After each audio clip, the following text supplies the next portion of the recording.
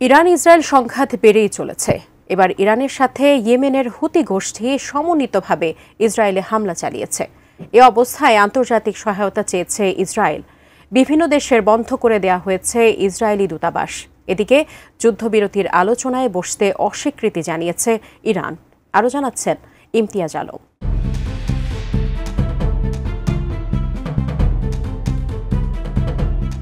দখলদার ইসরায়েলকে লক্ষ্য করে হামলা চালাচ্ছে ইরান।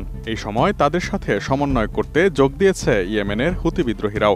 ১৬ জুন সোমবার রয়টার্স ও ইউরোনিউজ জানিয়েছে ইয়েমেনের হুতি গোষ্ঠী রবিবার ঘোষণা করেছে তারা জাফা এলাকায় বেশ কয়েকটি ব্যালিস্টিক ক্ষেপণাস্ত্র দিয়ে হামলা চালিয়েছে, যা তেহরানের সঙ্গে সমন্বয় করে পরিচালিত হয়েছিল।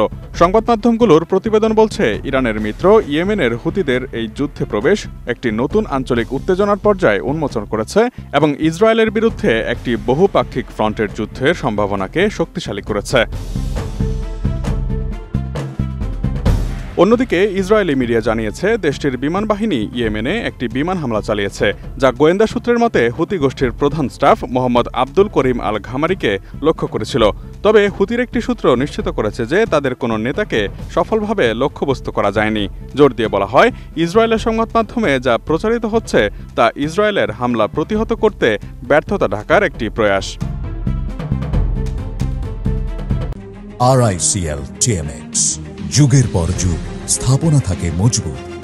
এই অবস্থায় ইরানের প্রতিশোধমূলক ক্ষেপণাস্ত্র ও ড্রোন হামলা ঠেকাতে বিশ্বের বিভিন্ন দেশের কাছে সহায়তা চেয়েছে ইসরায়েল, এমন তথ্যই জানিয়েছে ইসরায়েলি সম্প্রচার সংস্থা কান। প্রতিবেদনে বলা হয়েছে, ইসরায়েল সরকার আনুষ্ঠানিকভাবে যুক্তরাজ্য ও ফ্রান্স সহ কয়েকটি দেশের কাছে অনুরোধ করেছে যেন তারা ইসরায়েলের দিকে নিক্ষেপ করা ইরানি ড্রোন ও ব্যালিস্টিক ক্ষেপণাস্ত্র প্রতিহত করতে তাদের সহায়তা করে। কান আরও জানিয়েছে, যুক্তরাজ্য ইতোমধ্যেই ইসরায়েলের অনুরোধের জবাবে সহায়তা দিচ্ছে। অন্যদিকে জার্মানির চ্যান্সেলর ফ্রিডরিখ মের্জ জানিয়েছেন, ইসরায়েল জার্মানির কাছে দমকল সরঞ্জাম চেয়েছে এবং দ্রুতই তা সরবরাহের কাজ শুরু করা হবে বলে জানিয়েছেন জার্মান এই শীর্ষ নেতা।